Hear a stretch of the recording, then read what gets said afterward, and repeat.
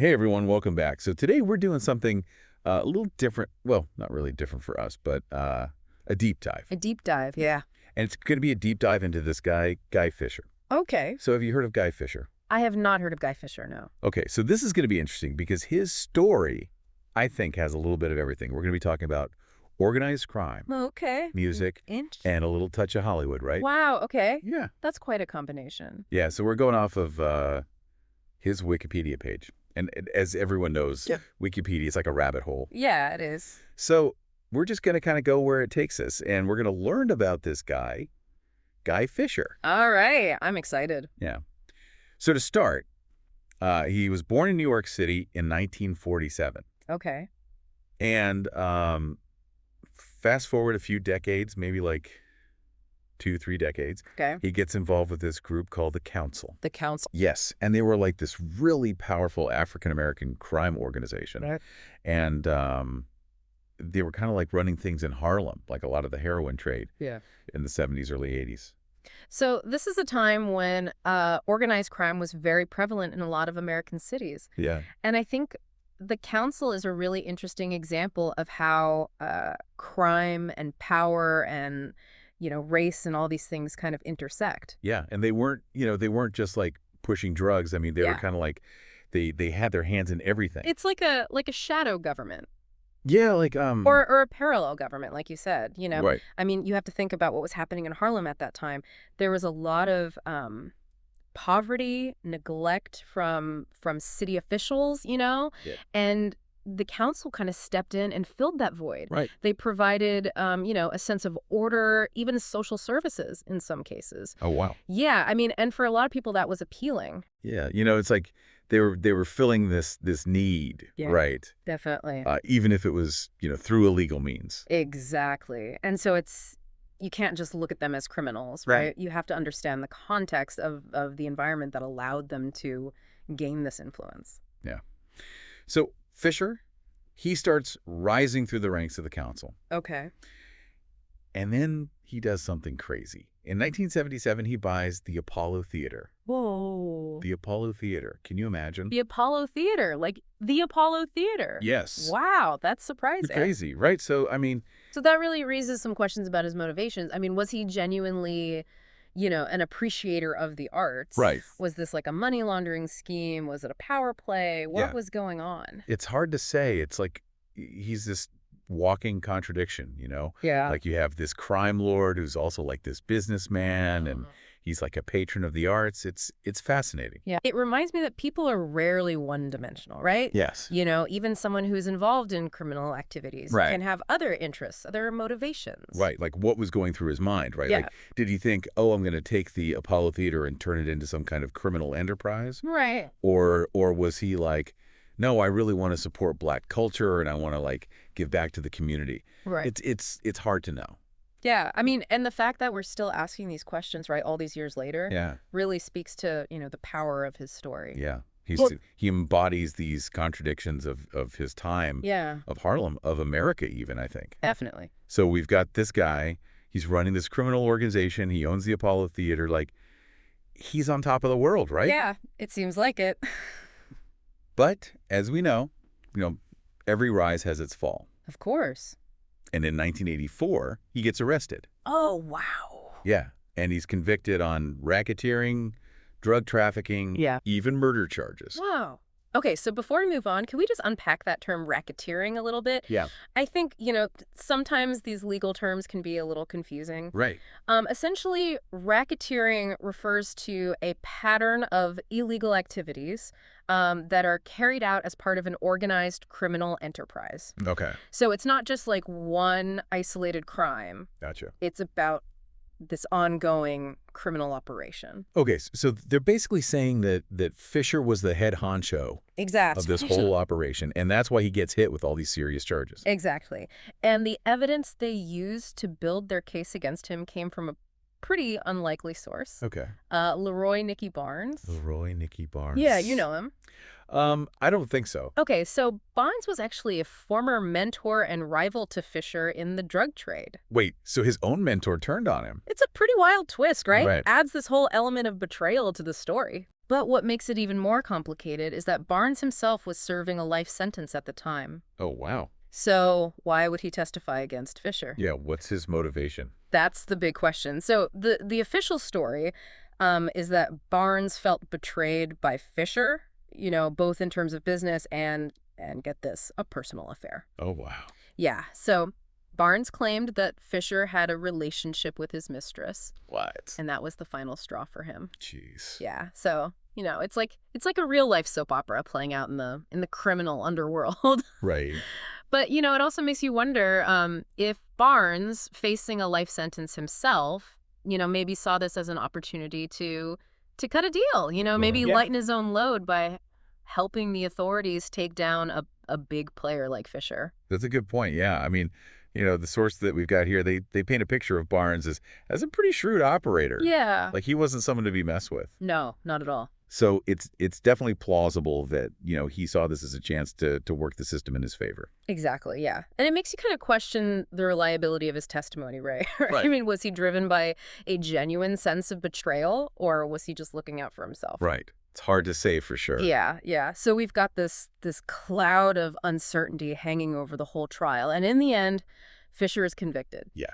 And this is where the story takes another turn, because even though he ends up behind bars, his legacy, it lives on. Okay. And not just in the history books. Right. He becomes this figure who's referenced in hip hop music. Interesting. Yeah, mentioned by artists like Cameron, Jadakiss, Pusha T, even Gucci Mane. Wow. So he's like a folk hero in a way. Yeah, kind of. Even though, obviously his actions were far from heroic. Right. Yeah.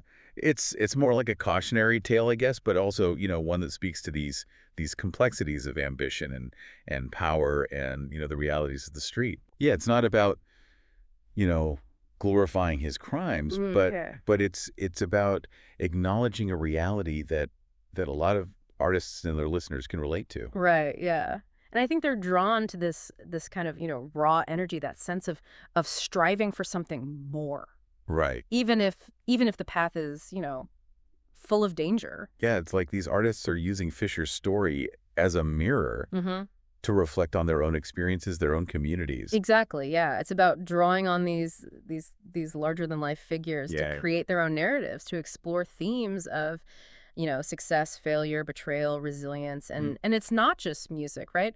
His legacy also lives on in film and television. There's a documentary called The Guy Fisher Story, and even an episode of Bet's American Gangster that's dedicated to him. Wow, it seems like his story has really captured the imagination of filmmakers and documentarians. Right. And it makes you wonder, like, why is Guy Fisher, out of all the figures from that era, the one who continues to generate this level of interest? I think it's the contradictions. Yeah. I mean, he was this criminal mastermind, but he also had this passion for music and culture. Yeah. I mean, he owned the Apollo Theater. Yeah, that's the thing that always gets me. Right. It's not your typical, drug lord profile. No, not at all. And I think that's what makes him so compelling. Yeah. He challenges our preconceived notions of who these figures are, what motivates them. Right. He forces us to look beyond the headlines and grapple with the nuances, with the gray areas. Yeah. And I think that's what draws people in.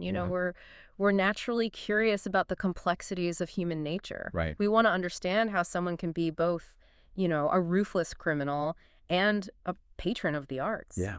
It really makes you wonder, like, what his legacy would have been if he had chosen a different path. Right. If he had, like, poured all of his energy and ambition into something legitimate.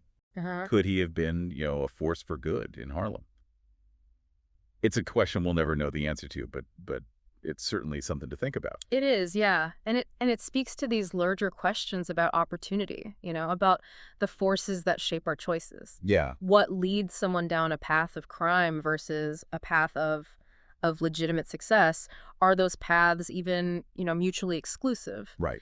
These are questions that resonate far beyond, Guy Fisher's individual story. Absolutely, yeah. Yeah. So we've talked about his rise, his fall, his legacy. Right. What does it all mean for our listener out there? What are the key takeaways here? Well, I think it's a reminder that history is never simple. Yeah. It's messy, it's complicated, and it's full of individuals who defy easy categorization, you know? Right. Guy Fisher's story is a testament to that. He was a product of his environment, a man driven by ambition and shaped by the realities of the street. He made choices, you know, some good, some bad, and ultimately he faced the consequences. Right.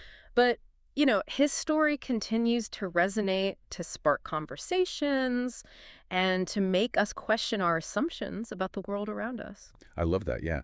It's not just about, the facts and figures, but it's about what those facts reveal about human nature, about the choices we make, and the legacies we leave behind. Absolutely. Yeah. And, for me, it's the Apollo Theater thing, Oh.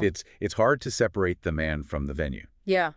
Like, does knowing about Fisher's past, does it change how we experience the Apollo, how we feel about the music that was created there? That's a really interesting question. I think it depends on how you view history. Right. Some people might see it as a stain on the Apollo's legacy, this association with a figure from the criminal world, but personally, I think it's more nuanced than that. Yeah, I agree. It's not like he turned the Apollo into some kind of, criminal front or anything like that. Yeah. Right. It seems like he actually cared about the venue. Yeah? He cared about its role in the community. From what we can tell, yeah. Right, yeah. I mean, it's important to remember that the Apollo, like any institution, it has a complex history. Right. It's been through its ups and downs, Sure. Financial struggles, changes in ownership. Yeah. Fisher's involvement is just one chapter in that larger story. It's a chapter that makes you think, though. It does, yeah. It challenges those easy narratives that we create about good versus evil, success versus failure. Right. It's messier than that. It's more complicated. Absolutely. And that's what makes history so fascinating, right? It's not just about memorizing dates and names. Yeah. It's about grappling with these complexities, trying to understand the forces that shaped the world we live in today. And sometimes those forces are unexpected, right? Like, you wouldn't necessarily think that a drug lord would be the one to revitalize a legendary music venue. You wouldn't know. Life is full of surprises. It is. And I think that's a good takeaway for our listener. Don't be afraid to question assumptions, to dig a little deeper, to look for those hidden connections, that reveal a more nuanced understanding of history.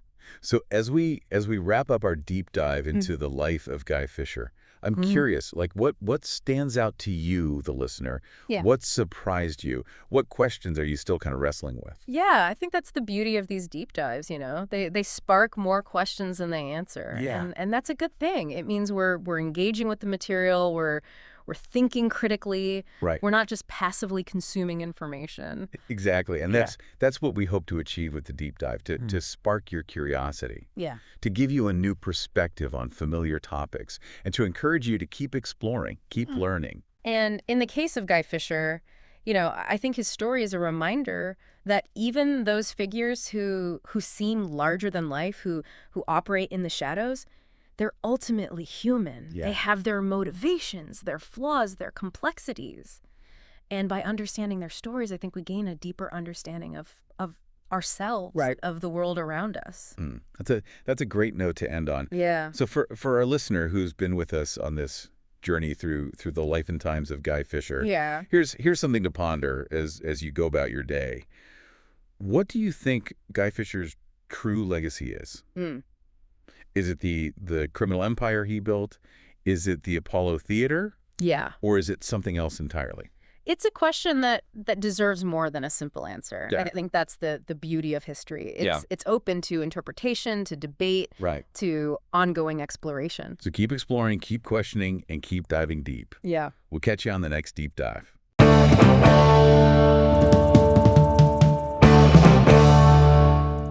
All right, get ready, because on today's deep dive, we are going way back. Way back. To 1980s New York City. Oh, yeah. We're uncovering the story of Howard Pappy Mason, a name that'll send chills down your spine. Yeah. And also a name that you might recognize from...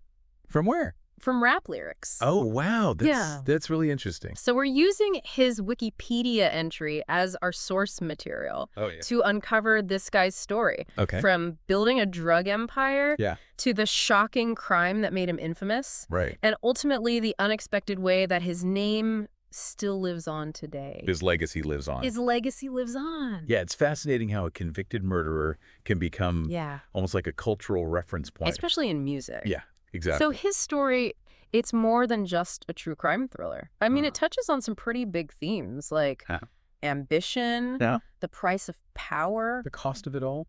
And the strange relationship between the underworld and popular culture. So Pappy Mason, this wasn't just some small-time hustler. No, not at all. This guy was running... He had a full-blown operation. Right. He, along with his partner, Lorenzo Fat Cat Nichols. Oh, Fat Cat Nichols. Yeah, they headed up a gang called... the Babos. In Jamaica, Queens. Okay. And they weren't just like pushing a few dime bags on the corner. Right. Their drug smuggling ring was pulling in an estimated $200,000 a month. I mean, that's serious money even today. It's serious cash. So beyond the numbers, though, what made their operations stand out? Yeah. Were they just brutally efficient? Yeah, I mean, I think it was partially just the sheer scale of it. Right. Like you said, they were moving a lot of product. Right. But they also managed to fly under the radar for a really long time. Oh, really? They weren't flashy or reckless, like you see with some of the gangs. They cultivated this network of loyal associates, and they kept their operations very tightly controlled, which is what makes the next part of the story even more shocking. So you're talking about the murder of... Edward Byrne. Edward Byrne. In 1988, Officer Byrne, he was a rookie cop, was assassinated while guarding a witness in a drug case. Wow.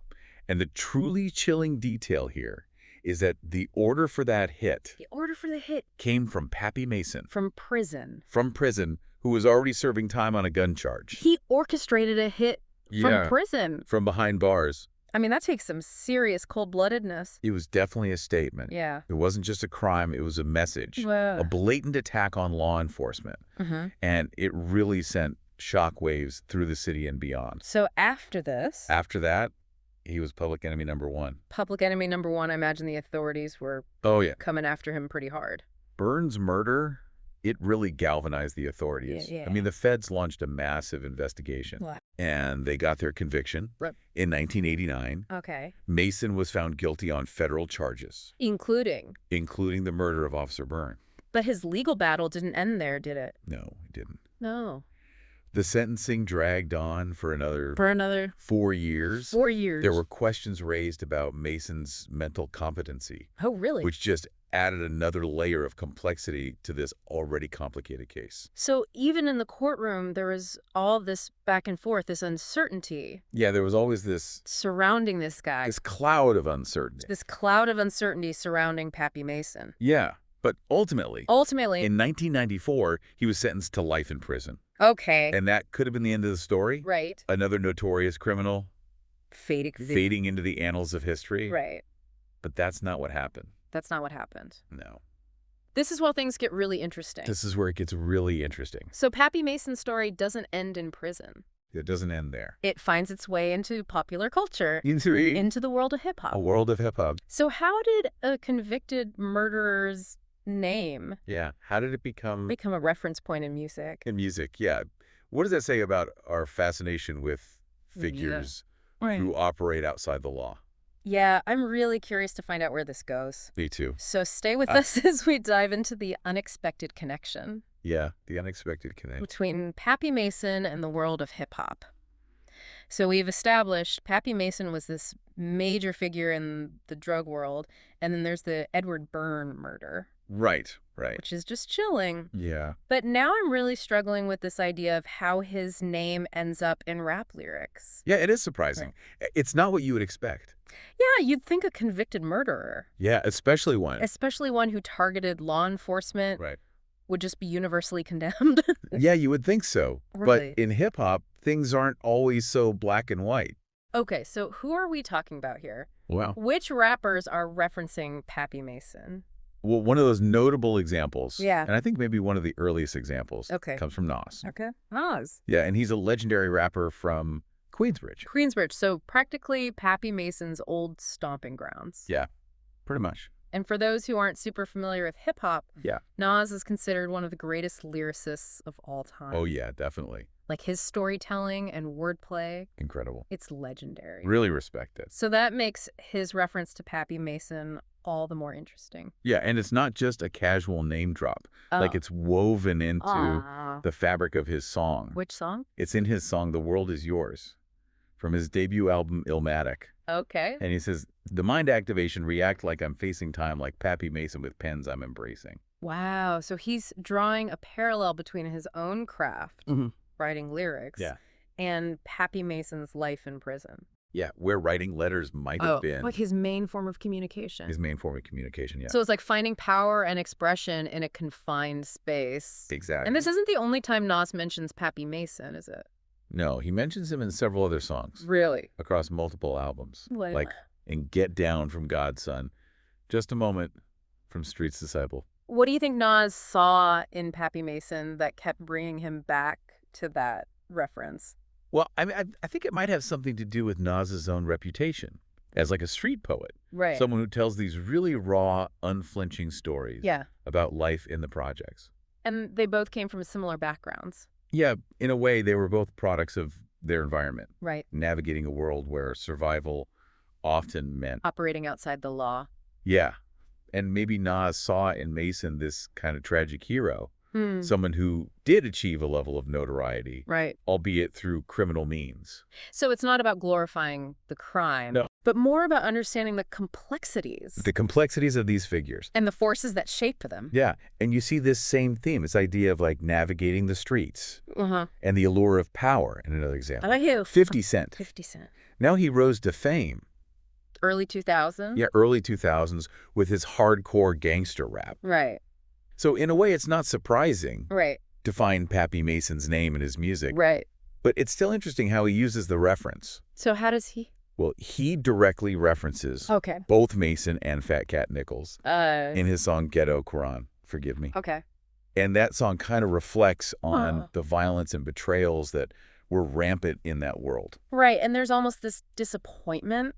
Yeah, he seems disappointed. That Nichols turned informant against Mason. Right, there's this sense of loyalty. His code. His code, yeah, this warped sense of honor. Amongst those who live by the street code. Exactly. It's a different set of rules. It's a different world. Yeah. And again, it's important to remember, these artists are reflecting. They're reflecting the realities. That they've seen, that they've experienced. It's not about saying, hey, this is okay.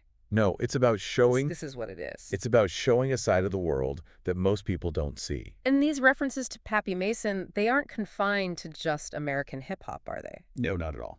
You mentioned that his story had an international reach. Absolutely. So are there examples of other artists? Yeah, for example, there's a Serbian rapper named Struka. Okay. And he name drops Mason in his song Bomba. And what's he saying?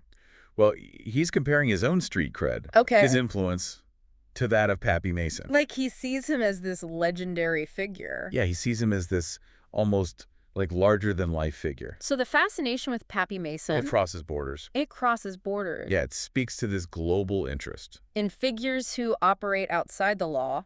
And build empires, leave their mark. Even if that mark is... Stained with violence. Stained with violence.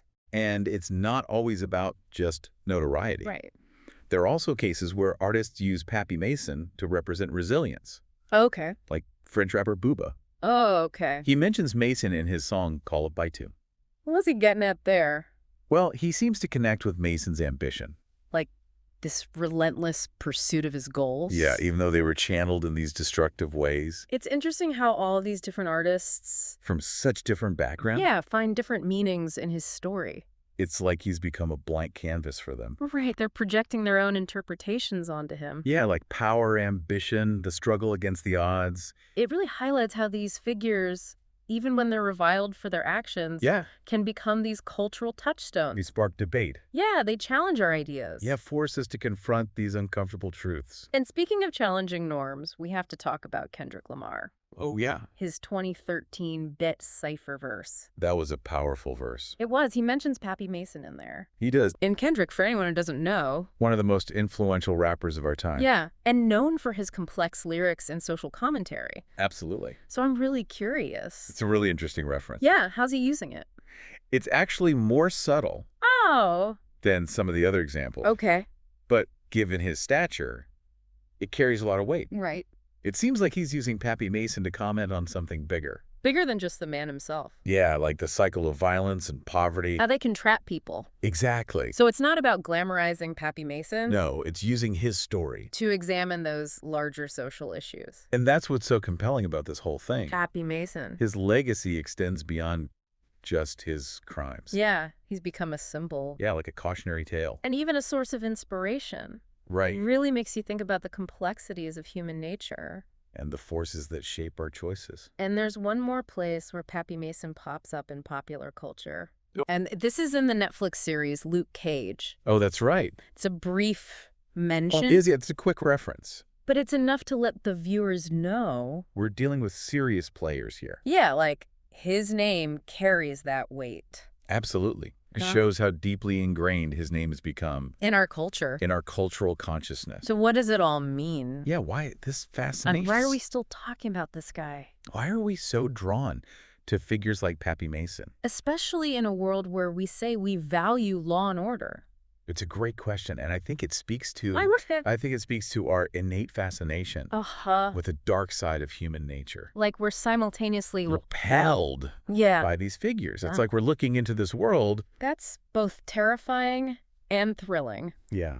And we can't look away. It's like a car crash you can't look away from. And it's not just escapism either. No. I mean, a lot of these artists who reference Pappy Mason come from communities that have been deeply impacted. Deeply impacted by these things. By crime, by poverty, by systemic injustice. They're using his story to reflect those realities. Right, to try and explore those complexities. So it's not about celebrating criminal behavior. Not at all. It's about understanding. It's about understanding the context. Our pressures, the choices. The difficult choices. Yeah, the difficult choices that people face. And that leads us to this bigger question. Yeah. Why does a figure like Pappy Mason resonate so much? Why is he still relevant? In popular culture, in hip-hop. Especially in hip-hop. It's a great question. It's a question that I think we need to unpack further. Yeah, we need to dive deeper into that. Okay, so we've really gone deep on this one. Yeah, we have. From Pappy Mason's rise in the drug world to that horrific murder of Edward Byrne. Right. And now to this really unexpected presence in music and pop culture. Yeah, it's been quite a journey. It has, and I think what keeps sticking with me is how a figure like this can become a reference point in hip-hop. It is strange, right? It is. I mean, we're talking about a convicted murderer here. Yeah, someone who committed a really heinous act. And yet his name pops up in songs? In lyrics. By some of the biggest names in hip-hop? Yeah, it speaks to this fascination we have. With figures who live outside the law. That dark side of the human experience, the allure of power. Yeah, like they can defy societal norms. Right. Create their own rules. Even if those rules are ultimately destructive. It's a complicated thing, right? It is. Like, we're both repulsed by these figures and also intrigued by them. Yeah, like a moth to a flame. And I do want to be clear. Yeah. We're not condoning Pappy Mason's actions. No, not at all. It's more about trying to understand what his story can tell us. Yeah, like what it reveals about our society, about ourselves. I mean, the artists who reference him, they're not necessarily saying he was a good guy. Right. They're using his story to explore these bigger themes. Yeah, the complexities of crime, poverty, the choices people make. The systems that create these conditions. And in that way, his story becomes more than just about him. It's about the world we live in. Yeah, it forces us to confront those uncomfortable truths. The things we might not want to see. About the inequalities, the lack of opportunity, the desperation that can lead to violence. Absolutely. And it's a reminder that crime, it's not just about individual bad choices. Right. It's often a symptom of these larger societal problems. And that's why I think it's important to engage with these stories. To have these conversations, even if they're tough. Yeah, to try to understand what leads someone down that path. So Pappy Mason's legacy, it's more than just a list of crimes. Right. It's become a symbol, a cautionary tale. It makes us think about the consequences of our actions. The impact we have on others. And the systems that shape our lives. It's a story that challenges us to do better, to create a more just world. Where stories like his don't have to be told. Yeah, a world where people have the opportunity to thrive, not just survive. And that's why we do these deep dives. Right. To explore these complicated stories. To peel back the layers. To learn from the past and hopefully build a better future. Build a better future. Thanks for joining us on this journey into Pappy Mason's world. It's been a fascinating and I think really important conversation. I agree. And to our listeners, keep exploring, keep questioning. And keep diving deep.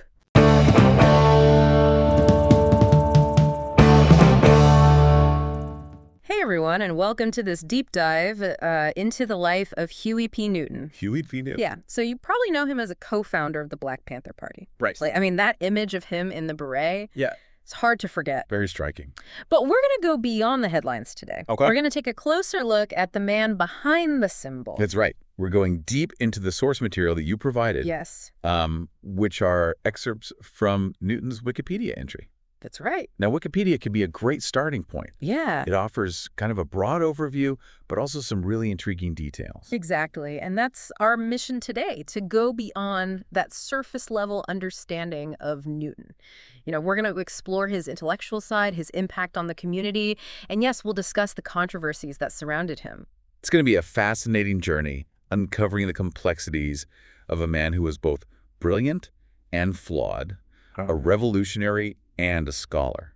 Totally. Okay, so let's start at the beginning. Huey P. Newton was born in 1942 in Monroe, Louisiana, named after the state's populous governor, Huey Long. Huey Long, okay. But his family story very quickly becomes part of a much larger narrative, like the Great Migration. The Great Migration. His family fled racial violence in Washita Parish. That's right. The Equal Justice Initiative has documented 37 lynchings. Wow. In that parish alone between 1877 and 1950. That's grim. That is the 5th highest of any county in the entire South. It really puts things in perspective. Yeah, so the Newton family, they head west to Oakland, California, hoping for a better life, but they face poverty and hardship there as well. Yeah, and within that context, young Huey begins to grapple with his own identity, his place in the world. Right. He even wrote about feeling ashamed of being Black due to the way Black history and culture were presented, or rather completely absent in the educational system. It's a feeling that so many Black students sadly could relate to then and even now. But here's where it gets interesting, and this detail always blows me away. Newton taught himself to read using Plato's Republic. Plato's Republic. Yeah. That's incredible. It speaks volumes about his intellectual curiosity and his drive. I mean, this wasn't just some kid trying to get by. Right. This was a kid who was actively seeking knowledge, who was engaging with these complex philosophical ideas from a young age. And it really challenges that stereotypical image, doesn't Absolutely. it? Of like a, street thug. Yeah. And this is just the beginning. This is a man who eventually earns a PhD in social philosophy. Right. How often do you hear that mentioned when people talk about Huey Newton?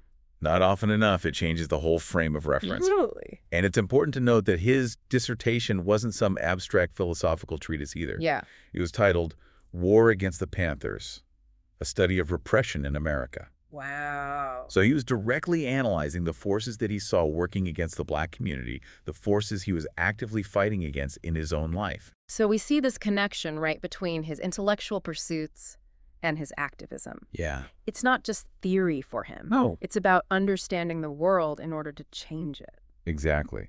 And that brings us to a pivotal point in his life, meeting Bobby Seale at Merritt College. Okay. And the founding of the Black Panther Party.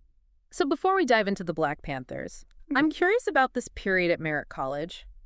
What was Newton like as a student? Yeah. Was he already actively involved in politics? He was definitely making waves. He was instrumental in getting the first Black history course Wow. added to the curriculum at Merritt. Wow. Imagine that at college in the 1960s with no Black history course until students like Newton fought for it. That's a significant achievement. It is. Especially considering the time period. It shows that he wasn't just about protesting. Right. He was also about education. Empowering his community with knowledge. Totally. Absolutely. And this is a key point to remember as we kind of delve into the Black Panther Party. Okay. They weren't just about armed self-defense, although that image certainly grabbed headlines. Right. They were also deeply involved in community organizing, social programs, and political education. Okay, so let's talk about the Black Panthers then. I know they're most famous for their 10-point program. The 10-point program. Which went far beyond just self-defense. Yes. What were some of the key demands that they put forward? They demanded decent housing, full employment, an end to police brutality. Yeah. Education that taught true Black history. These are demands that resonate deeply today, right, especially in the context of ongoing struggles for racial justice. It's striking how relevant their demands still feel over 50 years later. They were really trying to address these systemic issues. Yes. Not just these surface-level problems. And, you know, when you really dig into Newton's writings and speeches, you see this thread of revolutionary humanism running through them. Revolutionary humanism. Okay, I'll admit I haven't heard that term before. Okay, good. Can you unpack that a little bit? What did Newton mean by that? So it's fascinating, really. He was deeply influenced by Malcolm X. Okay. But he felt that religion wasn't the answer, at least not in the traditional sense. Okay. He believed that true liberation came from recognizing our shared humanity, our interconnectedness as human beings, and then fighting for a society that reflected those values. So it's about transcending traditional boundaries, whether it's race or religion or nationality, and focusing on our common humanity as the basis for building this just an equitable world. Exactly. Okay. And he believed that this fight required a revolutionary spirit, a willingness to challenge the status quo and dismantle these oppressive systems. Right. But it also had to be rooted in a deep respect for human dignity and potential. So it's not just about tearing things down. Right. It's about building something new, something better based on this idea of revolutionary humanism. Exactly. This is a complex concept, but I'm really starting to see how it shaped his approach to activism and community organizing. It's a key to understanding him, for sure. And you see it in action in some of the Black Panther Party's most famous initiatives. You're talking about the community programs, right? Like the Free Breakfast for Children program. With Free Breakfast for Children. I remember learning about that in school. Yeah. It was a huge deal, feeding thousands of kids every day. It was incredibly impactful. Yeah, and then there was the Oakland Community School, which provided this high-quality education to 150 children. That's right. From underprivileged neighborhoods. Even the county supervisor at the time praised Newton. That's amazing. For his dedication to the school. So you have this image of the Black Panthers as these militant revolutionaries. Right. But on the other hand, they're running these incredibly positive community programs that are directly helping people. Right. It's a stark contrast to the way they were often portrayed in the media. And I think it goes back to what we were saying earlier about Newton's strategic thinking. Yes. He understood that lasting change required more than just protests and confrontations. It also required building these alternative institutions, empowering communities, and creating this vision of a better future that people could believe in. He was working on multiple fronts, trying to address immediate needs while also pushing for a more radical transformation of society. Right. It's a really complex and nuanced approach, and I think it often gets lost in the simplified narratives that we often hear about the Black Panthers. And it's important to remember that Newton was trying to channel what he saw as the energy and frustration of young Black people into something constructive, something political. Right. He writes about this in his autobiography, Revolutionary Suicide. Revolutionary Suicide. There's this quote that I found that really stuck with me. He says, "I tried to transform many of the so-called criminal activities going on in the street into something political, although this had to be done gradually." It shows how he was trying to bridge that gap between the streets and the movement. Yeah, he recognized that change doesn't happen overnight. It requires patient strategy and a deep understanding of the complexities of the situation. It makes you wonder how he managed to balance all of these different aspects of his life. The intellectual side, the community organizing, the revolutionary politics. He must have been incredibly demanding. Yeah, and as we move forward in this deep dive, we'll see how those demands, those tensions began to take a toll on him, both personally and politically. Okay. Right, because we can't shy away from the more difficult parts of his story. And that brings us to a turning point in Newton's life, the 1967 shooting of Oakland police officer John Frey. That's right. It's a complicated incident that cast a long shadow over his life and the Black Panther Party, and we'll dive into the details and the implications of that event in our next segment. Looking forward to it. Yeah. Welcome back. We left off talking about the shooting of Officer John Frey. Right. A pivotal event in Huey Newton's life, and one that really polarized public opinion about him and the Black Panther Party. Yeah, it seems like everything changed after that incident. But before we delve into the aftermath, can we rewind a bit Yeah. and talk about the shooting itself? Like, what do the sources actually tell us about what happened that night? It's a complicated story, and like with many events from that era, there are conflicting accounts. Right? What we do know is that in the early hours of October 28th, 1967, Newton was pulled over by Officer Frey for a traffic violation. Things escalated quickly, Okay. and a shootout ensued, leaving both Newton and Frey wounded, and another officer, Herbert Heenes, injured as well. And Officer Frey tragically died from his injuries. Yeah. So what happened next? Was there a trial? Yes. Newton was arrested and charged with murder. Wow. The trial was highly publicized Yeah. and became a focal point for racial tensions in the country. He was eventually convicted of voluntary manslaughter, a lesser charge. Okay. But the conviction was later overturned on a technicality. That's a huge legal victory, but I imagine the whole ordeal must have taken a toll on him. Absolutely. And it's during this period that we see the rise of the Free Huey campaign, which became a global movement. Yeah. Thousands of people rallied for his release, turning him into a symbol of Black resistance.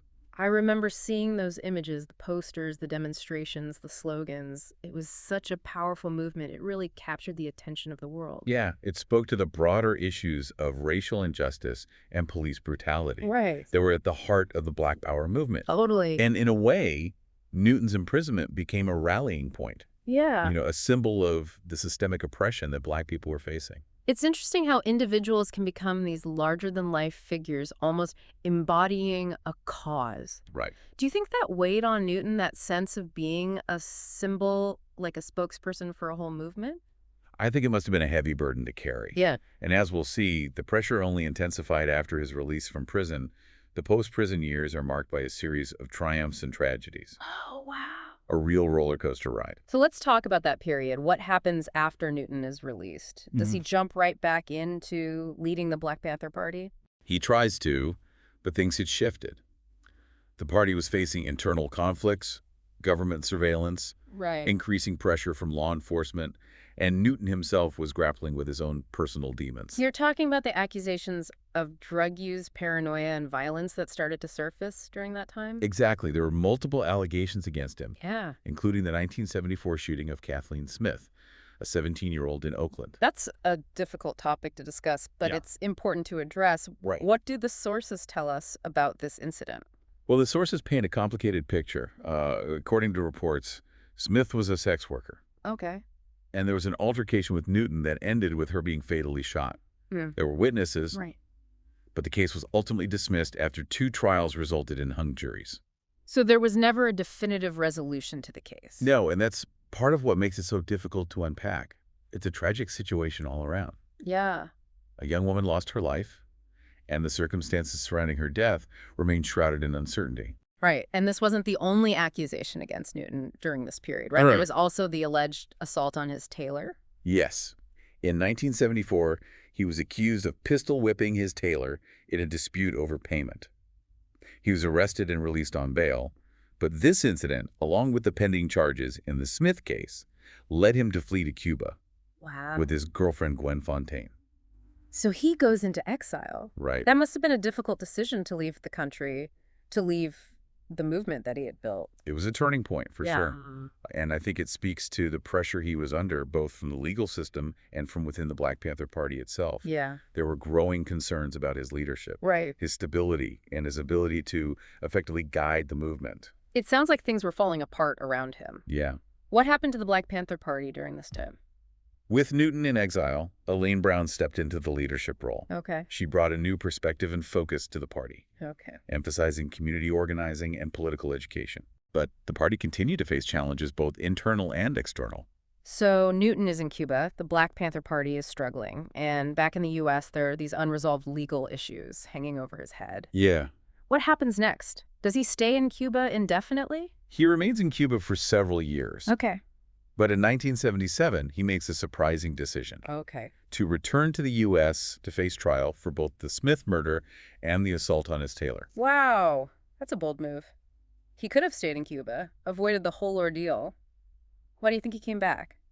It's hard to say for sure, but I think it speaks to his belief in his own innocence Okay. and his desire to clear his name, He may have also felt a sense of responsibility to the Black Panther Party and the movement as a whole, a need to step back into the fray. So he walks right back into the lion's den. What was the outcome of those trials? The Smith case, as we mentioned, ended with the charges being dropped Okay. after the key witness refused to testify. And in the assault case, the tailor himself changed his testimony multiple times, ultimately stating that he couldn't identify his attacker.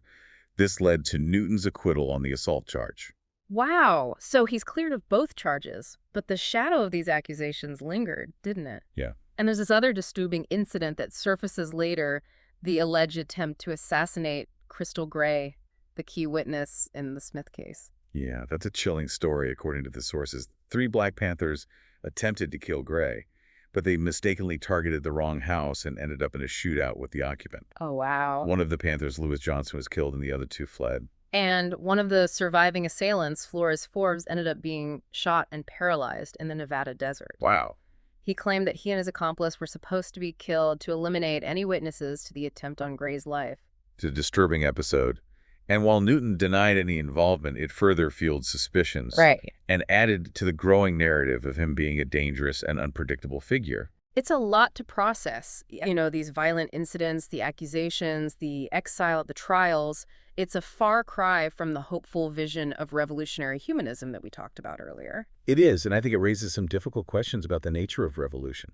Yeah. The complexities of power and the personal toll that these struggles can take on individuals. And we also can't ignore the 2007 accusation from former Black Panther Erica Huggins, Right. who alleges that Newton repeatedly raped her and threatened her children if she spoke out. This is a deeply disturbing accusation, and it adds yet another layer of complexity to our understanding of Newton. Right. It's important to acknowledge this accusation. Yeah.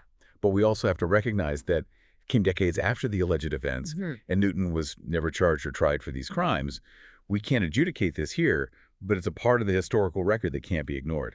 It's all so heavy, so tragic. It makes you wonder, was this downward spiral inevitable? Yeah. Was there something in Newton's personality, his experiences, that made this trajectory unavoidable? That's a tough question, and I don't think there's an easy answer. Right. He was a product of his time, shaped by the violence and oppression he was fighting against. Yeah.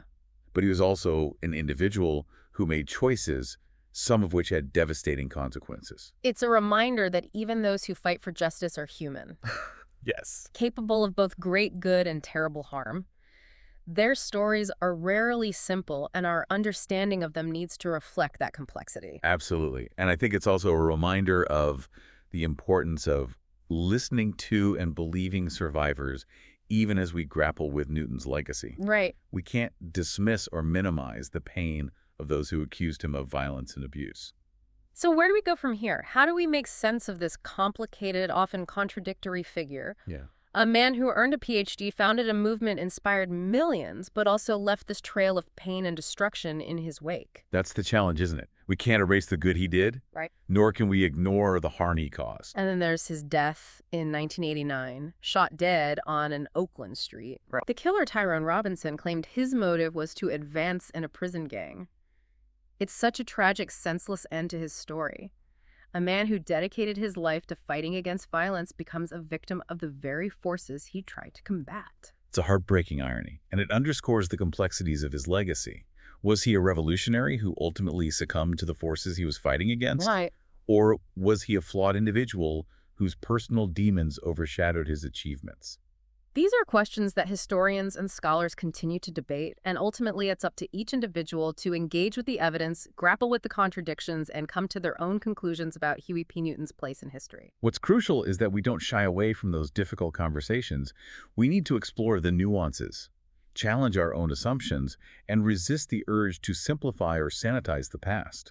Absolutely, because history isn't about black and white figures. It's about real people with all their complexities and contradictions. Right. And it's by understanding those complexities that we can learn from the past and build a more just and equitable future. Well said. And in the spirit of continuing to explore these complexities, I think it would be fascinating to shift gears a bit and delve into Newton's intellectual side. Okay. We touched on it earlier. Yeah. But there's so much more to uncover. I'm really intrigued by that aspect of his life. The scholar, the philosopher, we know he earned a PhD. We've talked about revolutionary humanism. Right. But I'm curious to learn more about his writings, his ideas, and how they evolved over time. Let's do it in our final segment. We'll dive deep into Newton's intellectual world, exploring his academic work, his essays, and his book, Revolutionary Suicide. So we've explored the activism, the controversies, the very public life and struggles of Huey P. Newton. But you mentioned something earlier that really caught my attention, his intellectual side. Yeah. He wasn't just a man of action. He was a deep thinker, a scholar. And I think this is where we can truly separate the man from the myth. It's a side of him that often gets overshadowed. Unfortunately, people tend to fixate on the image of the revolutionary, the militant figure, but Newton was so much more than that. Right. He was a voracious reader, a student of philosophy, and someone who deeply engaged with complex ideas.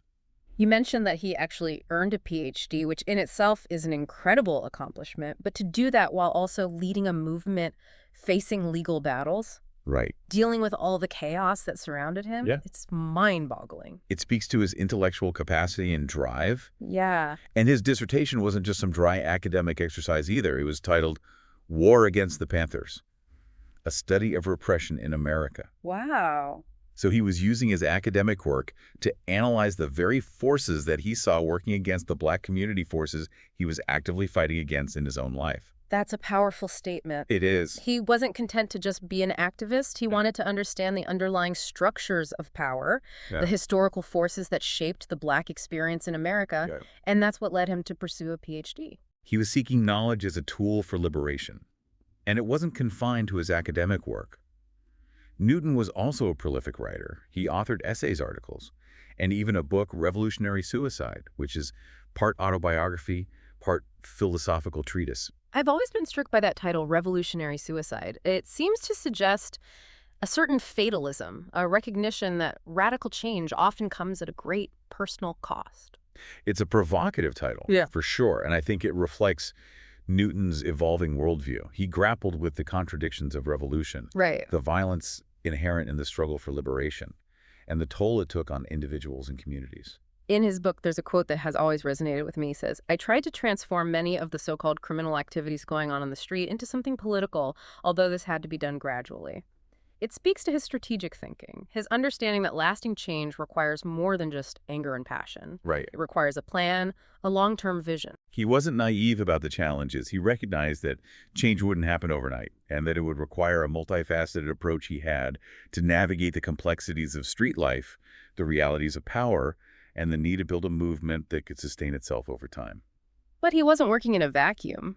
His ideas were shaped by the writings of Malcolm X, Frantz Fanon, other revolutionary thinkers. He was part of a larger intellectual conversation about race power and liberation that was happening globally. Absolutely. His ideas were deeply rooted in the Black Power movement, the anti-colonial struggles happening around the world, and the broader push for social justice and equality. He was constantly absorbing new information, challenging his own assumptions, and trying to synthesize these different strands of thought into a coherent vision for change.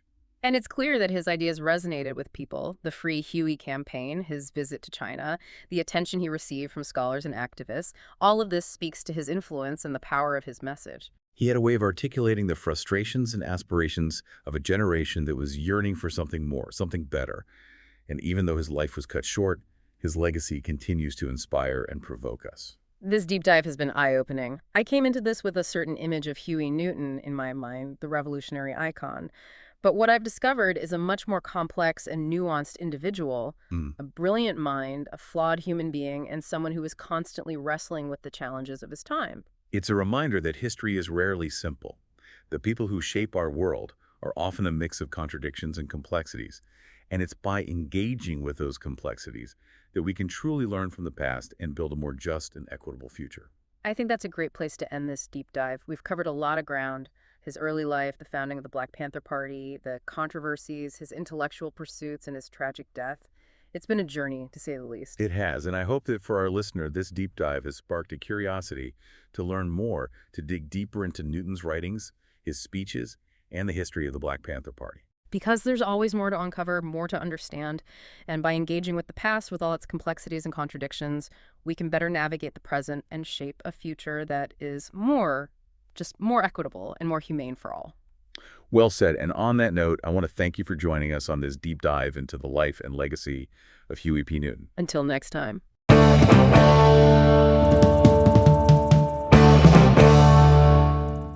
All right, so get this. We're diving deep into the life of Jeff Fort today. This guy's story is wild. Goes from the streets of Chicago all the way to a supermax prison. Yeah. We've got a whole bunch of articles, court documents, and they paint a picture of someone who was a powerful gang leader accused of terrorism and even, well, you'll see. It's complicated, to say the least. Yeah, what strikes me is how Fort's story really reflects some of the biggest changes that happened in America during his lifetime. Right. You know, the civil rights movement, the war on drugs, even our relationships with other countries. Like, it'd be easy to just label him a gangster and move on, but Yeah. I think his life raises some bigger questions about the society that he lived in. Okay, so let's start unpacking all of this. The sources start with his early life. Okay. Born in Mississippi, moved to Chicago as a kid. Pretty familiar story for a lot of families back then. But things change when he ends up in juvenile detention and meets this guy named Eugene Hairston. Yeah. That's where the story of the Blackstone Rangers starts, right? Yeah, that's right. Yeah. And, you know, it's crucial to understand the context here. We're talking about Chicago in the late 50s, early 60s. Right. Neighborhoods were often segregated. Yeah. And for young black men especially, gangs offered a sense of protection and community. They were facing discrimination and very few opportunities. So the Blackstone Rangers started out as a way to kind of defend themselves, like protecting their territory in the Woodlawn neighborhood. Exactly. And even as a teenager, Fort showed real leadership skills. Interesting. He actually earned the nickname Angel because he was known for settling disputes. Wow. Even going so far as to create alliances between rival gangs. Really? Yeah. That's pretty remarkable, don't you think? Imagine a teenager successfully negotiating peace treaties between street gangs. Yeah, that's incredible. The Rangers grew quickly, became a serious force in the city. But here's where it gets even more interesting. They weren't just about fighting. Yeah. The sources say that the Rangers were involved in community activism. They even received support from a Presbyterian minister, Reverend John Fry. Seems like he saw a different side to these young men. That's right. Fry saw potential in the Rangers, believed they could actually become a positive influence in their community, help them work within the system. Wow. And unbelievably, they received a $1 million federal grant for job skills training. What? Think about that. A street gang receiving $1 million from the government. $1 million? Yeah.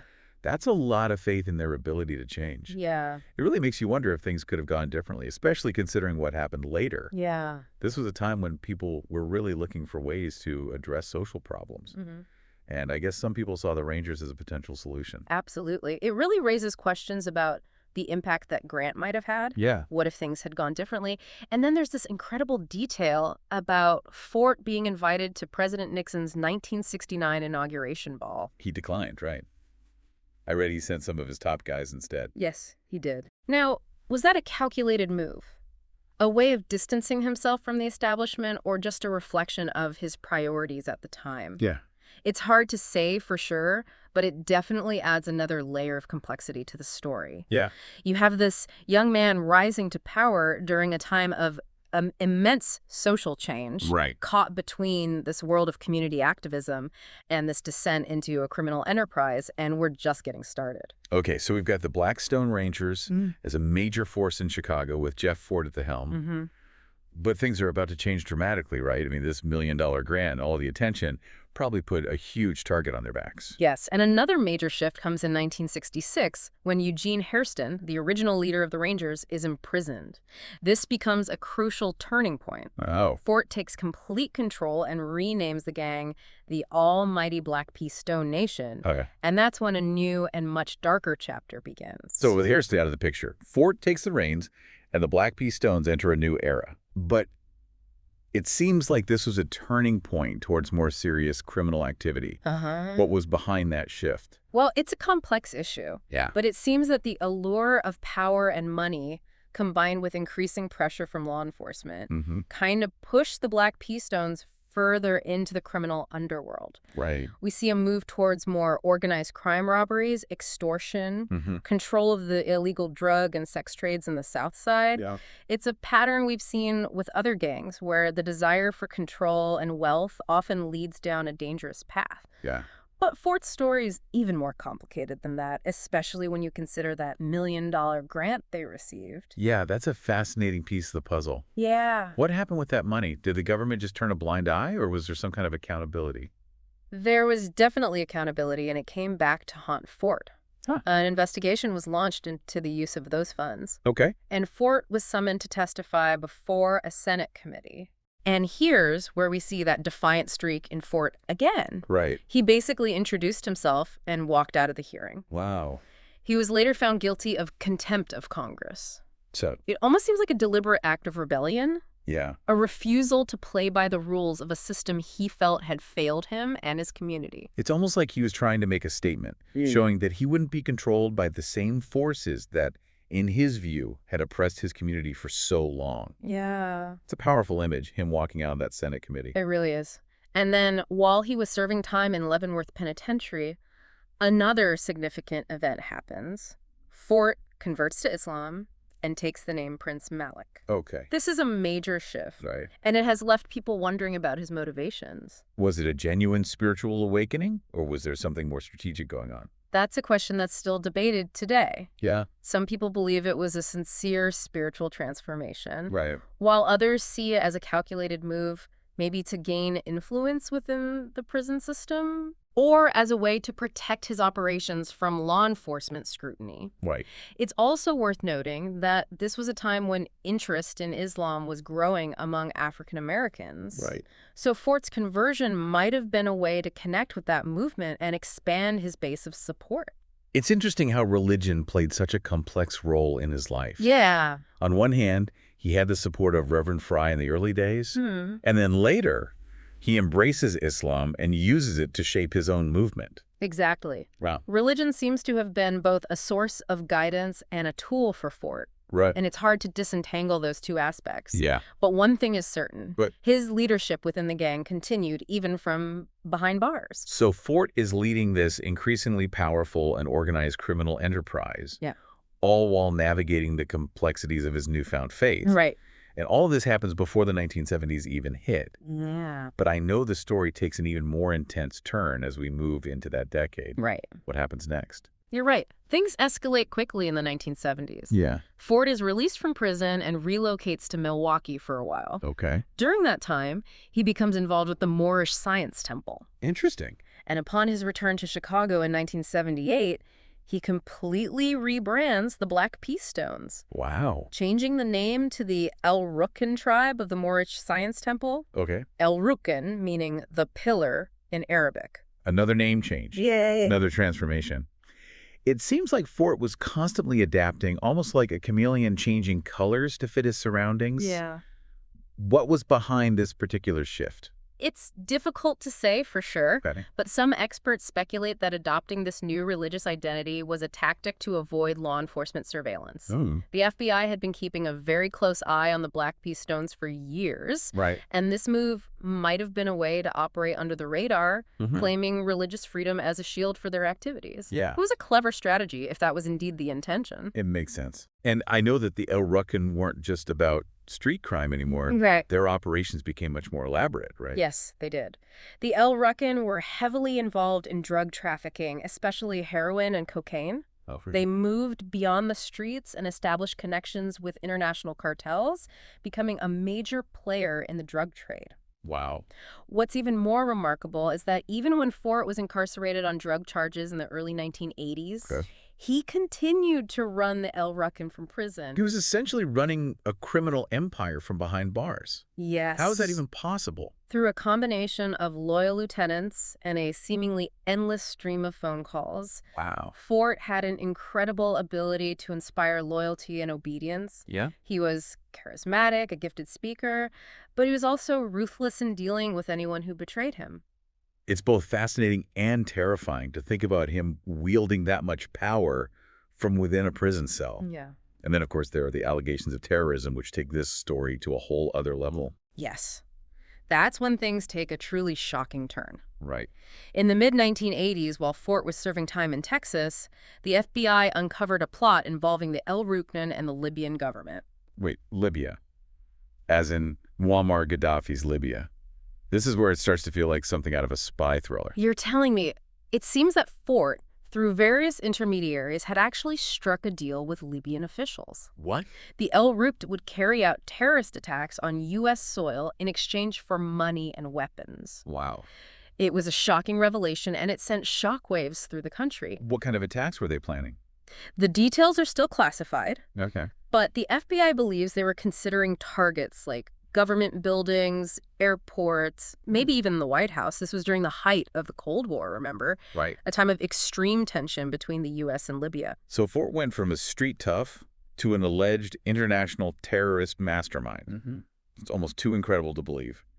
What happened next? Did the FBI stop them? They did. The FBI was able to foil the plot, but it was a major scandal. Yeah. Fort and several of his top lieutenants were arrested and charged with conspiracy to commit terrorism. And this is where it all comes crashing down, right? The convictions, the lengthy sentences, a life spent behind bars. Yeah. That's a tragic end to a story that started with so much potential. Yes, it's a cautionary tale about the allure of power, the seductive nature of violence, and the devastating consequences of choosing a dark path. Mm-hmm. Fort was convicted in 1987 and sentenced to 80 years in prison for his role in the Libyan plot. Wow. Which was added to his existing drug trafficking sentence. Yeah. A few years later, he was convicted of ordering the 1981 murder of a rival gang leader and given another 75 years. Oh my God. Essentially a life sentence. The angel, who once mediated peace on the streets of Chicago, ends up as one of the most notorious criminals in American history. Yeah. It's a stark contrast, a reminder that even those who start with good intentions can be consumed by ambition and the pursuit of power. Right. But there's one more twist to this story, isn't there? Something about Fort's daughter. Yeah. She chose a very different path, didn't she? You're right. There's one final twist that adds a glimmer of hope to this otherwise tragic story. Okay. Amina Matthews, Fort's daughter, became a prominent anti-violence activist in Chicago. Wow. Dedicating her life to steering young people away from the same life her father led. Really? It's an incredible act of defiance, a rejection of her father's legacy, and a testament to the human capacity for change.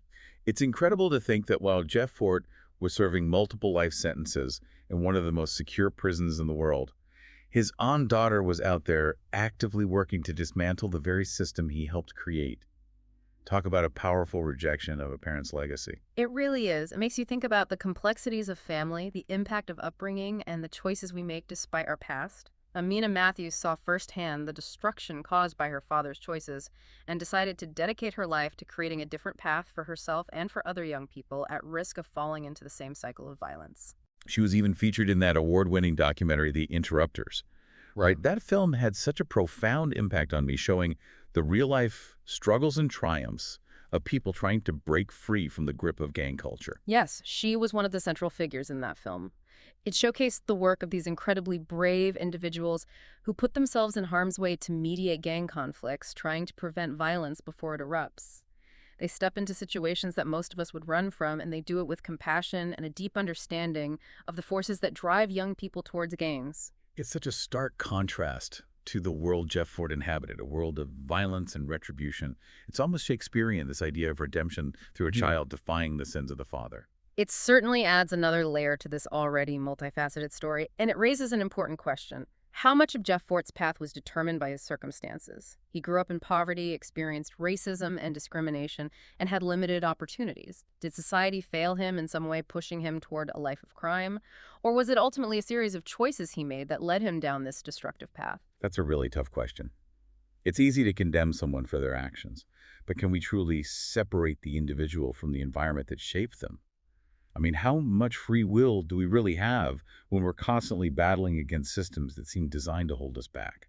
It's a question that philosophers have been grappling with for centuries, and there are no easy answers. But it's a question worth pondering as we try to understand the complexities of crime punishment and the possibility of rehabilitation.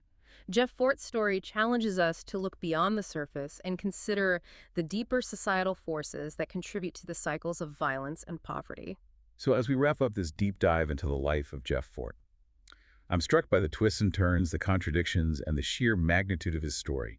It's a story that could fill volumes, and we've only scratched the surface. We've explored his rise to power, his transformation from community activist to alleged terrorist, and the surprising turn towards redemption through his daughter's work. And that's the beauty of these deep dives, isn't it? We've uncovered fascinating details, raised new questions, and hopefully sparked a desire in you to explore further on your own.